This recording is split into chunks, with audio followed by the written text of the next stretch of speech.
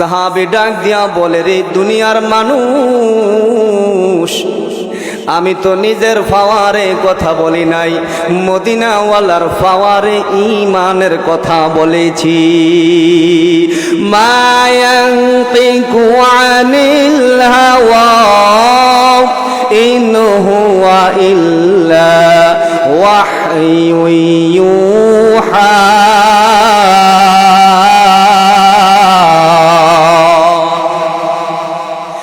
মদিনাওয়ালার পাওয়ারে কথা বলেছি রে। মদিনাওয়ালার নবী বলেছে, ফজর নামাজ পড়ে যদি একটা দোয়া সাহাবী পড়তে পারো, মদিনাওয়ালা গ্যারান্টি দিয়ে বলেছে, একবার দোয়াটা পড়লে সারা দিন আল্লাহ তাআলা তোমার জান মাল সবকিছুর হেফাজত করবে। নবীজি বলেছে, মাগরিবের সালাত আদায় করে দোয়াটা একবার পড়লে আল্লাহ তাআলা সারা রাত্র বান্দার জান মাল সবকিছুর হেফাজত করে। আমি জানি রে, নবীজি কোনদিনও মন গড়া কথা বলে না, যা বলে রে আল্লাহর ইশারায় বলে।